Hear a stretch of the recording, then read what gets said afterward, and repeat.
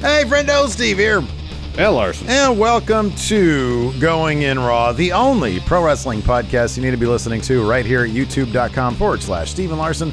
Available wherever podcasts can be found, and of course, taped live at the Twitch, twitch.tv/Steve and Larson. Clash at the Castle from Cardiff, Wales. It's now in the books. We still have Roman Reigns as our undisputed WWE Universal Champion. A wildly fun match that saw the debut of Solo Sikoa on the main roster, helping Roman procure that victory. I thought it was a pretty damn fun show. For my money, it featured at least one match that I would consider possibly match of the year. Oh, yeah. Gunther versus Sheamus. Oh, go your way to watch that one for sure. It had a really bizarre ending, like post-match ending. Yeah, it did, where Tyson Fury gets in the ring and then serenades Drew with American Pie. And then Drew has some confusion as to whether they're still on the air or not. And then he starts singing Oasis, says "Don't Look Back in Anger," and then the show ends. We're not making this up, by the way. If you haven't seen it, we're not making this up. That actually did happen. It sounds like we're making it up. Yeah, it totally feels like it. But it seemed like a situation where normally, maybe this is a new thing they'll do. You know, Roman and Solo would walk up the ramp, you get the little copyright thing in the lower left, and the show would go off the air. Then the live crowd would get Tyson Fury come in the ring with Drew, the singing, Drew saying, "Let's party," all that stuff. I don't know if this is something they're going to start doing, or maybe this is a trial run or something they're going to start doing where they give us those little bits, you know? Well, we're sort of understanding now. It's kind of interesting to sort of juxtapose this with what he did in NXT. Now that he's on this huge stage, Triple H has, you know, it's his ice cream now, and we're sort of getting a feel for how this stuff is going to go down, and it seems to be less emphasis on let's leave people grumpy for the heat. For example, the Judgment Day match. You and I both expected Judgment Day to win that match. I think a lot of people did.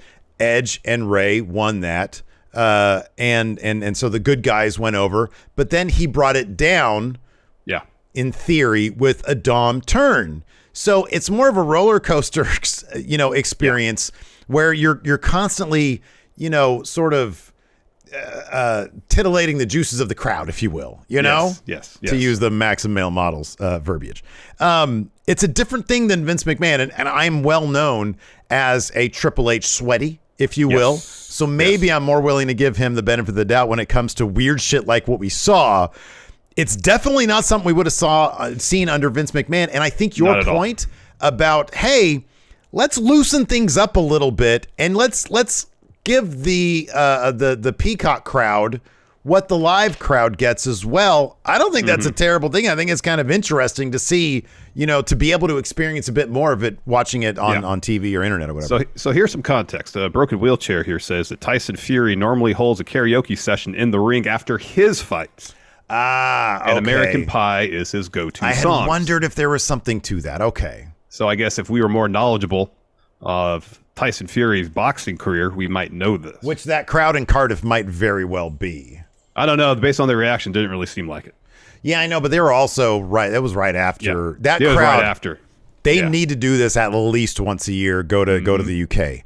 That crowd was, as we figured, electric. I have no idea if they're going to kayfabe those numbers. It said 62,000 plus. It looked like a full building. It did look like a full building. I thought the show moved really well. I thought everything felt, again, now under Triple H, everything seems to matter, and I appreciate that. Everything seems to have a point to it, and I appreciate that.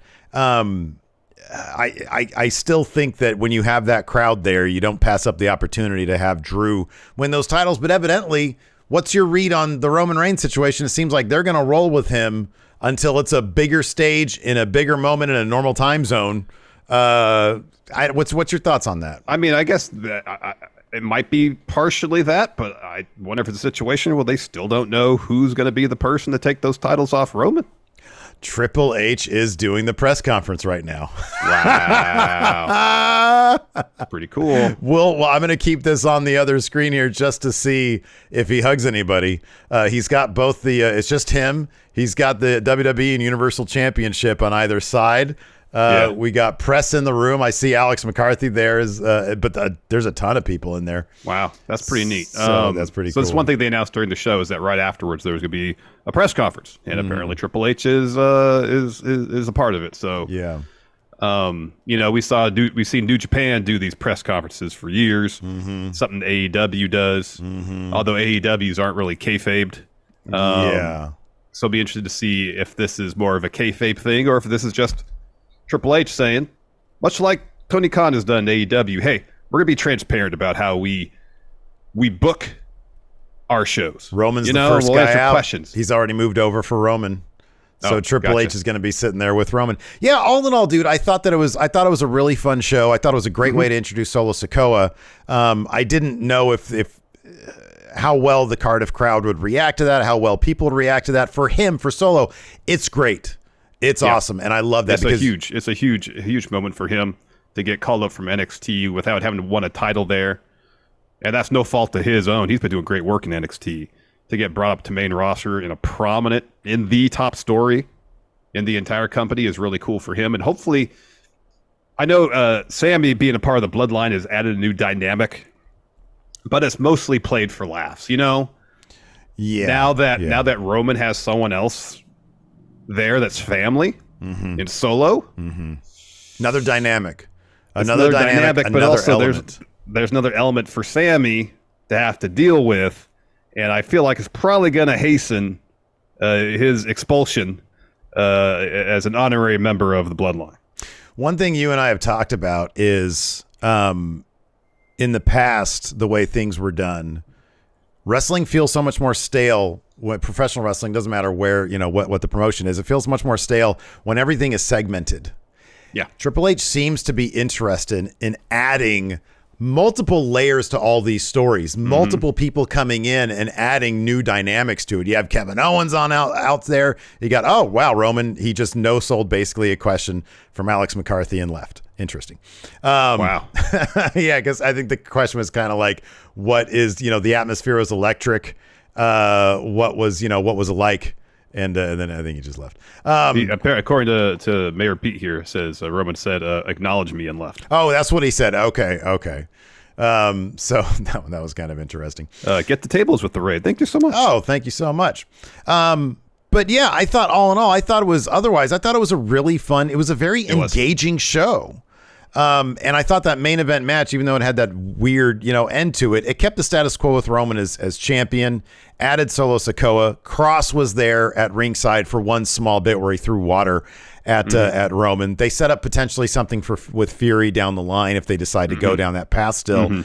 But all in all, man, I thought it was a story. I thought it was a show that kept telling. It advanced a bunch of stories, but I still think that it's probably. I mean, I would think that Judgment Day is probably done with Rey Mysterio and Edge. Well, it seemed like they're probably done with Rey Mysterio and Dom. They're going to split off into their own thing now. I agree with that. I wouldn't be surprised if there is another bout with Edge at some juncture. In a lot of respects, this felt a lot like a takeover show because they gave every match time. Yeah. Every match delivered. Yeah. And then some. You can't quibble with the quality of the wrestling on at Clash of the Castle. Top to bottom, really good. Even the kickoff show bout, I only caught the very end of it. The finish was fantastic. You see some story movement. So much of the stuff that's happening is based on character and not just the whims of whoever's booking the stuff, Vince. And so story development, for the most part, feels logical. Made sense, yeah. And it makes sense. Yeah. For example, a good return of the simple things that makes pro wrestling rewarding to watch. A good example is the Seth Rollins versus Riddle match. Riddle lost his cool. He let his emotions get the best of him. He let Seth Rollins take up residence in his head. By the way, Seth was at a press conference. At the press conference right now is him, Liv, and Gunther. Seth had on like a white blazer with sparkly pink hearts on it. and he was wearing some matching sunglasses. Amazing. Pretty great. It seems like these are going to be firmly kayfabe, which is kind of great too. I like it. It builds the world. It's world building. It does. I like it that. does. And that's why I like when New Japan does them, because Yeah. you get opportunity for Zack Sabre Jr. out there cutting incredible promo. Did you see the one where he talked about having to face Naito every day for like a month or whatever? And he said kids on the latest tour, he's got Naito every day for like, I don't know, 3 weeks or something. And he's like, you know what? It's okay though, because every single one of these matches, I get to look across the ring and see Sonata's beautiful face. Almost makes it worth it to face that pillock. Called him a pillock. Anyways, let's just go ahead and dive into it, man. Sure. It opened up in the kickoff show with Yeah. Madcap Moss and Street Profits. This is just announced today. Versus the Alpha Academy and Austin Theory. You said you watched the finishes. I didn't. Yeah, it was really any good. of it. Yeah. I caught the last like 5 minutes of it. So the finish. So Gable hits. Was it American Automatic, that rolling German suplex on Ford? Ford rolls to the apron. Gable's looking for a German suplex on Ford off the apron to the floor. Ford holds on to the top rope, and so Dawkins comes over to Gable and puts Gable on his shoulders, and then Ford hits the springboard. Doomsday blockbuster onto everybody else on the floor. Jesus. It was amazing. That's so that he nuts. puts Gable back in the ring, hits the frog splash on Gable to get the win. There you go. After that, the show kicked off with Bianca Belair, Alexa Bliss, and Asuka taking on Damage Control, who has a new theme specific to them, and they are officially called Damage Control. They got new Tron and everything. On their Tron. So that was cool. As we sort of figured, Damage Control needed this win. The crowd was having a lot of fun with Bayley. She was having a lot of fun with them. Of course, the European crowd loves chanting, doing the whole Bayley song thing. Yeah. And she was, shouting back at them. Not happy about that. This was healing it up. Yeah, this was a lot of fun here. Surprisingly, Bianca was the one who ate the pin here. But it makes sense. One of the points of this match was to motivate Bayley getting a title shot against Bianca. Yeah. Now the question is, well, is Bianca going to be the actual one to eat the pin or not? She was. And the way they constructed the finish, it made sense because she ate everybody's finish. Right. So the finish the lead up to it saw Io hit Alexa and Asuka with a moonsault off the second rope to the floor. Bianca then hits a fall-away slam on Dakota Kai. Dakota Kai holds onto the rope. I don't know what that means. Anyways. I think Bianca's looking for a KOD. Dakota holds on to the rope. Dakota looks for a scorpion kick. Bianca catches that, hits a huge power bomb, goes up top, misses a splash. Then Dakota hits the scorpion kick, misses a face wash kick in the corner, and then she gets Dakota up for a KOD. Io pulls Dakota out of that situation, and then Bayley holds Bianca in the corner. I think by her hair, right? Yeah. By her braid, yeah.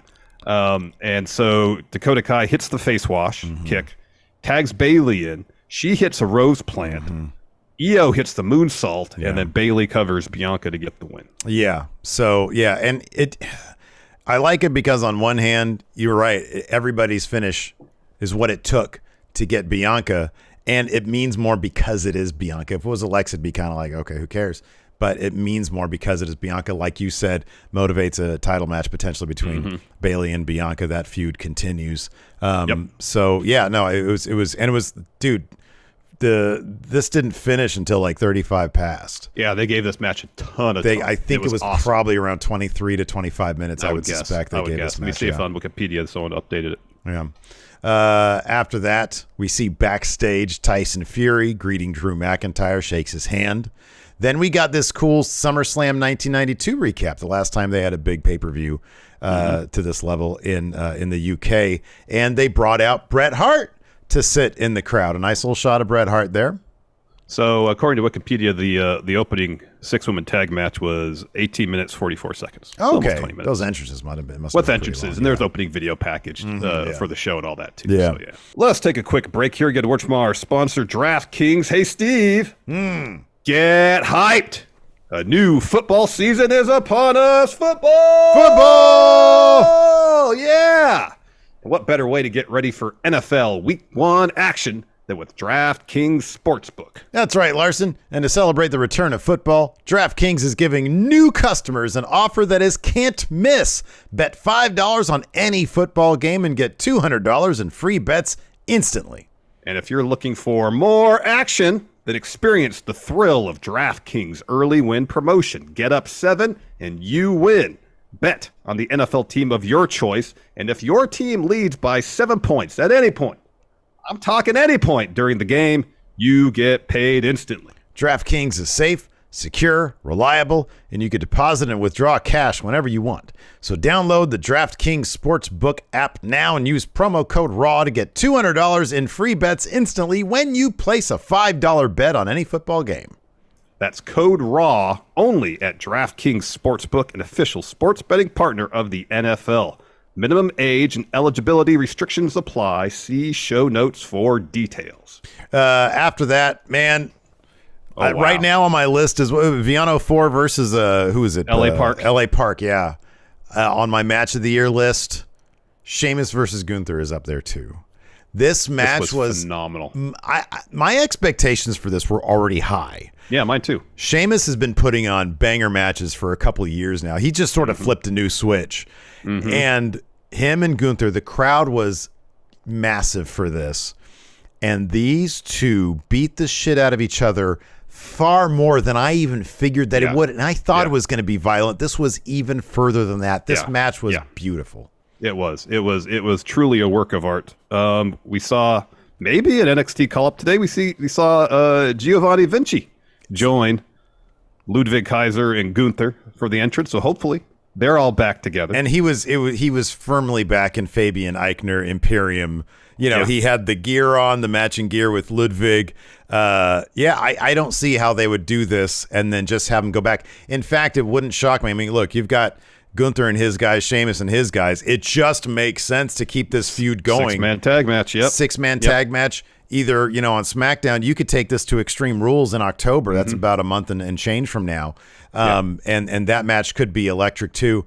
This match was great, and they did the similar thing with the stare down to kick things off, where Sheamus and Gunther to start the match, or just before the match, were just standing facing off, nobody making a move, and the other 4 guys just going at it, fighting each other, and then they end up leaving. They eventually go backstage. They brawl up the ramp. Yeah, we get this match. It starts, and oh my god, it's just they are beating the crap out of each other. They're working snug.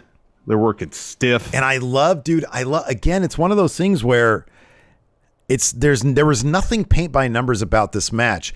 Sheamus always gets somebody in position for the beats of the Bowery. And in this case, Gunther was like squirming out of it. And Sheamus trying to fight out of it, yeah. And Sheamus had to keep on trying to hold him down. Why would anybody just sit here like this? Doesn't make any sense. And this match, they built to the beats of the Bowery. Yeah, then Sheamus got 10 in and then some. And then a bunch more, like any Walter match, you want the chops. You want a lot of them. And he delivered. Sheamus's chest is hamburger. Oh, my gosh. Yeah, he posted a tweet, a picture on Twitter afterwards. I want to see what it looks like 6 hours from now. I know. Because it's going to be purple. It's going to be gnarly. It is. It really is. Finish of this, saw Sheamus looking for a bro kick, but earlier on, Gunther was working over Sheamus's back. It's like a really nasty looking power bomb. Employed a Boston Crab.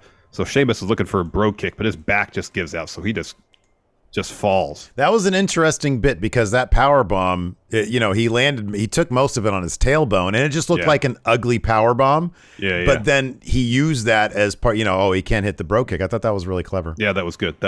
And so Gunther hits him with another power bomb, and he starts talking crap to Sheamus. And Sheamus starts talking crap back. Gunther hits him with a massive lariat. To get the win. I love this, because in NXT UK, you never really knew how Walter was going to win a match. He could win it with a splash off the top, with a powerbomb, with a lariat, with the sleeper. He would win matches in a variety of ways, and I like that.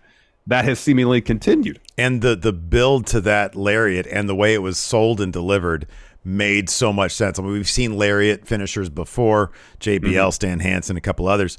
But my gosh, this looked like it finished a dude. It was awesome. And they were jawing right before he hits it. It was great. This was great, yeah. If you want to see a lot of chops, a lot of stiff shots, go check this match out. It's fantastic stuff. After that, Shayna Basler taking on Liv Morgan for the Smackdown Women's Championship. So I hadn't seen this, but apparently there was video posted of Liv training with Matt Riddle in advance of this match. Yeah, and commentary brought that up. Her, Yeah. learning how to escape, different submission techniques, targeting the arm, and she used that in this match. Yeah. Yeah, and she actually kind of turned the tables on Shayna and targeted Shayna's arm. So a couple points. Shayna had problems getting the clutch on, and it made it easier for Liv to escape the clutch in those moments. In terms of the story being told, I thought both of them did an excellent job of communicating the story beats they had to get to the finish. Yeah, I agree. The finish saw Liv sidestep a knee from Shayna, hits a code breaker, follows with Oblivion to get the win. It's going to be interesting, though, if they follow up with Ronda's comment to Shayna about Shayna needing to be a killer. Because there was one moment where she was setting up to stomp on Liv's arm, but she just didn't do it. She was like playing to the crowd and went to reposition Liv's arm rather than just putting it there, bang, stomping on it. Shayna I sensed, and I hope this is part of the story. I suspect it is because of what you just said, the Ronda bit. There was definitely a bit more of a lack of urgency. She was taking Liv Morgan light. She was not there. That sort of, okay, I'm going to put this person down now, immediately. No, she thought she could handle Liv Morgan easily with half effort, and she was wrong about that. Yeah. Yep. Fun bout. After that, we had Rey, Mysterio, and Edge taking on Judgment Day. Now, I thought it was pretty much a given that Judgment Day was going to win this bout because they need to win. They found a way for Judgment Day to lose this match, but still feel like they got a W. An even bigger win than a simple pin. Than a simple pin, yes. So, I think we all kind of expected at some point something's got to happen with Dom. Yeah. Rhea's been making his life hell of late. Dom's feeling excluded because his dad picked Edge rather than himself to be his partner for this bout. They even had Edge come out with a mask on. Dom hasn't even got a mask, It was like every little way that Rey could stick it to Dom here, he did. Yeah, I know. He took his son for granted. Yeah, oh yeah, absolutely. And dude, even so, we'll get to all the shenanigans and everything, but essentially we'll get there. Dom turns on both Rey and Edge. Yeah. And even the final shot isn't Rey trying to run after his son. It's him and Edge embracing. He gets on a knee. On a knee. And apologizes. Begs for forgiveness. Yep. Yeah. So Rey comes out with, like you said, Edge has a mask. They're thematic. Rey is wearing Edge's current color scheme, which is the Wolfpack color scheme. Yeah. And so we get the match. Edge, they ends up going to walk us through the finish here from when Dom. So Finn, he throws Rey to the floor. Edge is looking for a spear. Finn counters with a sling blade. He hits the shotgun drop kick. He wants the coup de grace. Dom distracts the ref to help his dad. So Rey gets up, Rana's Finn off the top rope. So Rhea goes over and lays out Dom. Yeah. Just blasts him from behind, throws him into the barricade, then picks him up. Yeah. And then Rey hits Dom, thus hitting Rhea with the suicide dive to take Rhea out of the match. And then Rey Hurricane Rana's Finn into the ropes, looks for a 619. Finn counters with the clothesline. I love that's been a consistent thing ever since Finn has been feuding with Rey. Whenever Rey goes for the 619, Finn has that clothesline counter at the ready. He's looking for a suicide dive. Well, Dom trips him up. And then Rey hits Finn with the 619. As soon as he pops up off the rope, Edge hits him with the spear to get the win. And so afterwards, they're all Rey and Edge are celebrating, and Dom gets in, and he's just looking awkward. Yeah. Awkward. Yeah. And so he goes up to Edge, and Edge is like, hey, cool. We're good? Yeah, we're good. Whoop-ha! Kick in the nuts. And this was so beautifully. He gets just the biggest kick in the nuts, and Edge just stares at Dom right in the eyes as he's collapsing down to the floor. So and Rey's like, what the hell? What are you doing? Why'd you do that? You got to stop. You can't do that. And then Dom drops Rey with a lariat. And somebody in our chat had noted that back in 2005 when Eddie turned on Rey, it was a lariat that was used as well. And then they cut to Judgment Day. They are fucking laughing their heads off. Yeah, and then they're applauding. They're applauding Dom for turning heel. Oh, this was absolutely great. It's like the best way that Judgment Day could lose. It was awesome. Absolutely. And Dom goes up. He takes off his Mysterio family fun run shirt, throws it off, And I'm excited to see what happens with Dom now. You know, he's been a bit stale for my taste, but now that he's a heel, I mean, I've been advocating for I think years now for Dom to go bad guy. And I don't know if this is going to factor into Legado coming into main roster. I hope there's some element there because the idea of cool. Santos versus Ray would be awesome. What a great idea that could be. So yeah, I'm looking forward to seeing where they go with this. Again, you get more story beats here instead of just match, it's done with, you know. Match done with. Judgment Day gets embarrassed again. Mm-hmm. Dom still has it turned on his dad. Yeah. And now we got all this. Next, we had Matt Riddle taking on Seth Rollins. Seth Rollins, once again, some absolutely incredible gear. Oh, my God, It was a nod to Elton John, Rocket Man, like some sort of devil-inspired gear. So we had a little helmet with some horns and a lot of fire and some wings. It was incredible. Wings, yeah. All orange. Meanwhile, Matt Riddle had a Patrick from SpongeBob inspired outfit. Yeah. So yeah. Kind of should have seen that from the beginning. Yeah. So this match had some decent back and forth until Seth hits a pedigree. Riddle kicks out. So Seth gets in Riddle's face and calls him a loser. You loser. This is why your wife left you, because look at all these people here because you're a loser. So Riddle gets mad and just starts going off on Seth. Well, Seth uses that, throws Riddle out of the ring. When he gets back in, kicks him when Riddle's trying to get back in the ring. And then Seth hits a draping DDT. Mm-hmm. Then he calls for the RKO. Mm-hmm. Well, Riddle counters that with a rear naked choke, follows with some grounded pound to the back of Seth, and then kicks him out of the ring, slams his head into the announce table, gets the chair, takes a swing at Seth. Seth evades that. Yeah. He gets back in the ring, and as Riddle is getting back in, Seth hits him with a stomp. And then he gets up, gets on the second rope. Yeah. Gets a stomp off there to get the win. Just Riddle lost his cool. Seth took advantage of it. Yeah. Oh, Tom Campbell from Cultaholic is getting a question here. So the game, cool. So Triple H had all the WWE people do their thing, and then he sent them off, and now he's taking questions like on his own. That's cool. Right on. It seems like they're keeping this brisk. Feels like it. Yeah, I think they probably want to get this in and out real quick. So it's been going for what, like half about 20 minutes, 25 minutes or so. Yeah. Where's the thing on this? So anyways, after that we had. So, I mean, I guess we can talk a little bit about, like, Extreme Rules is coming up. So, like, any of these feuds that need, like, a bigger blow-off, Riddle looks like an absolute fool at this point. I mean, Extreme Rules would seem to be the thing that he could then win. But, like, I feel like Seth needs to come out on the top end of this by the end of it to sort of advance. I don't know how this is going to play out. Do you think they're going to do another one, Extreme Rules? Yeah, I would think so. I mean, the story is going to be Riddle finding a way to keep his emotions in check long enough so he can actually get the revenge that he so badly wants. He got murdered here. Towards the end, he did, yeah. Yeah, he did. But I mean, before that, it was a competitive bout. Seth had a long stretch where he got a bunch of his stuff in, but then Riddle went on a pretty large run until Seth hit that pedigree. Mm-hmm. So it wasn't like Riddle got absolutely destroyed for 15 minutes. Yeah, that's true.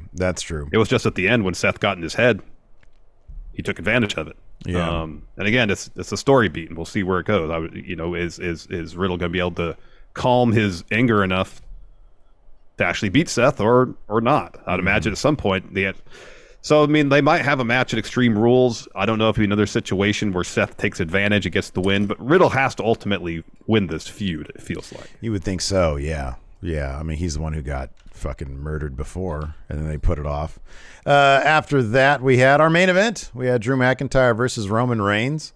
So it was said that the Usos were not medically cleared to attend with Roman. So he came out by himself. There was no Heyman, no Sammy, no nothing. And early on, the crowd was just absolutely electric for Drew McIntyre. So he didn't come out to his old theme song. Was it called Broken Dreams? Broken Dreams, But they did do a really nice little video package set to that song with, clips of Drew and his history and past and stuff like that. So he comes out. The crowd is obviously huge for Drew McIntyre. They did basically everything to make you think that Drew was going to win this battle. They did a hell of a job. Absolutely. Cross was ringside. At one point, he throws a water bottle towards Drew. So Drew goes over there to confront him, allows Roman a chance to get Drew with a shot. And they didn't really do anything with Cross after that. No. Real physical match. I mean, sort of kind of a typical Roman match. Very methodical, you know. Yeah, deliberately paced, yeah. Yeah, preening into the crowd a lot, et cetera, et cetera. At one point, Roman gets the mic in the middle of the match and tells Cardiff to acknowledge him. Yeah, mid-match promo. Mid-match. Right yeah. We saw Drew kick out of 2 spears, I believe, and then Roman kicked out of 2 claymores, I think. No, 1 claymore. Kicked out of 1. He took claymore, that one to the back. Did, yeah. He took one to the back so he bumped into Little Nate. Charles Robinson took a rough bump out of the ring, and then Theory runs out with another ref. He wants to cash in. So he's over at the timekeeper area saying, I'm cashing in Money in the Bank. Tyson Fury is sitting right there. Wapa! They did a great job of sort of directing our attention towards Theory cashing in because he's cashing in. It's a big deal. Yeah. So I did not even see Tyson Fury where he was. He just rolls up out of nowhere and clocks Austin Theory's fucking. It was pretty damn funny and kind of shocking. It was a hell of a sell by Austin Theory. Oh, it was, because he had his arms all stiff, like. Yeah, he stiffened all up, like he'd just been concussed. So, anyways, Roman brings a chair into the ring. Drew hits him with the Claymore. The second ref, the Theory brought out, gets in the ring, counts the pin. Roman kicks out. So then they're getting to a hockey fight. Roman hits a Superman punch. Drew hits a headbutt. Drew follows with a spear and then a Claymore. And then Solo Sikoa gets out from under the ring, I believe, and pulls the ref out. And you don't see any of this. The ref goes down to count. You think this is it. Drew has this one, 2, and then he just goes sliding out of the ring, I know. Ref goes sliding out of the ring by a mysterious force named Solo Sikoa. He does the reveal. Yeah. And then it's like, oh, it's the other Uso. And then Roman, and then of course Drew gets super distracted by that, and goes over there, and then Solo yanks Drew's head over the top rope, and that allows Roman to get the spear for the win. After, and then so he leaves with Solo. He sort of nods to Solo, said, "Hey, let's go." And then Tyson Fury gets in the ring. So I feel like the shot of Roman all sweaty should have been the trademark. What, the trademark was there, I believe. Oh, was the trademark actually there? Okay. I thought so. So. I could be wrong, but I thought it was there. And then we get like the post-match shenanigans for the live crowd and us watching on Peacock. So Tyson Fury gets in the ring, steps up. This happened before that, though. Tyson Fury gets in the ring, steps up to Roman first. Roman offers his hand. Tyson shakes it. The acknowledgement happens. Him and Solo leaves. Then Tyson goes over to Drew, picks him up, raises his hand. He gets on the mic. He says, I know you're feeling down, but you did your country and everybody here proud. You should be proud of yourself. Everybody was chanting your name. Must have been an awesome feeling. He says, at times like this, I can only think of one thing. And apparently Tyson does this after his matches. And he starts singing American Pie, the song. And then Drew takes the mic. He was like, I took it to Roman. My island didn't let me down. You were loud. You were passionate. You showed the world what you're made of. He says, we have something in common. We get knocked down, but we keep fighting. He says, I vow to get my hands on the undisputed titles. And then he says, I don't even know if we're still on the air or not. He starts singing, was it Wonderwall? No, it was Don't Look Back in Anger. Don't Look Back in Anger, yeah. And it was thoroughly weird. And then we're off. And I think one of the things, maybe somebody in chat here can correct me, but I think Triple H was talking about that a little bit, how he just wanted people to see that thing. So, all right. Yeah. So it was explained. Good. Yeah. Maybe somebody in chat, if you guys are paying attention, I think he talked about that, the post-match stuff a little bit. Yeah, I'm trying to scroll through here on Twitter to see if anybody's got some easy or quick summations of what happened at the press conference. If anybody here in the chat wants to ask a question, now is the time, and we'll take them because we're only at about 32 minutes. Norwegian Blue says, so is Drew done in the title picture for now? I mean, he promised that he's going to get his hands on the undisputed titles. So for now, yeah, probably short term. But I would expect him to get back in that picture at some juncture. I would think that he would be a top contender for when they split the titles. If they do that, like if I honestly really hope they wait until after Survivor Series. then you do, or I mean, God, what if the main event of Survivor Series is? So, I mean, if Survivor Series is going to continue to be brand versus brand, what better way to do that than say, hey, we're going to do a tournament. Like Roman's going to have whatever match he's going to have. It's not going to be brand versus brand necessarily, but we're going to take the concept of, brand versus brand. We're going to establish a new championship for the Raw brand. Universal one's going to stay on SmackDown. I don't know. I'm just sort of throwing that out there. But if they do that, I feel like Drew McIntyre should be a shoo-in to be, top B champion anyways. Yeah. But I mean, I don't know, man. It's like you see the reaction that Drew McIntyre gets, and it's like, I know Cody's out there, I get that, and Kevin Owens is out there. There's a number of people who could be the guy to take it off Roman. There's like 6 people on Raw that could do it. Yeah, right. So I don't know. I feel like, man, Drew's got to make up for his previous title reign. He's got to get the undisputed championship in front of a crowd. I know. I mean, that's, to me, that's a good case to be made for keeping those titles undisputed and together. If his thing was, Drew's thing was, when I become champion, I'm going to defend it at least every 30 days. Yeah. You could do somebody going to both Raw and SmackDown as the top guy. I think a really good case could be made for that, but I understand the business aspect of it. Yeah. I mean, that's why you build up your mid-card belts. Mm-hmm. So they're 1B to the 1A, Yeah. I mean, Drew has proven twice that without interference, he could probably beat Roman Reigns. Mm-hmm. Yeah.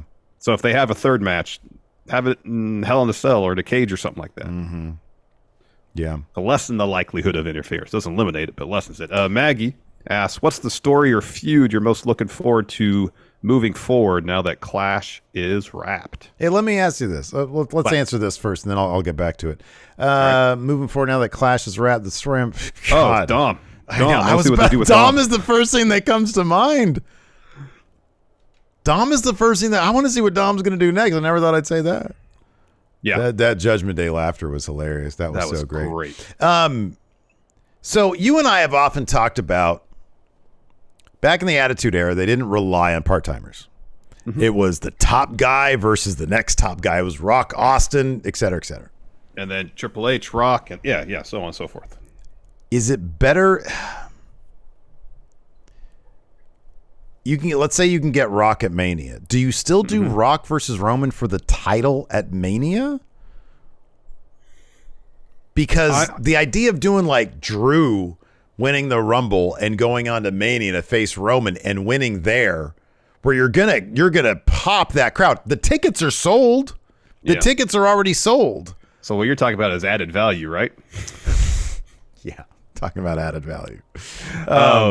No, I get that. And I guess if you're going to do Rock Roman, there's a debate that I've seen on social media talking about, well, Rock Roman doesn't need the titles. But I feel like for Roman to say, no, I am head of the table, he needs those belts. Because he could say, oh, I main event all these shows, I make so much money, I'm the most famous person in our family right now. He could say all that. But in terms of saying legitimately, I am the head of the table of this wrestling dynasty, belts. Needs to have them. I think a case could be that you look, it's all in the writing and the performance. It's a subjective. And I think that's, I might agree with that point if I gave it more thought.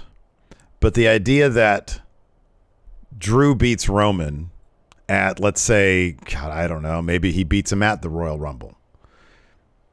And Roman says, you know what?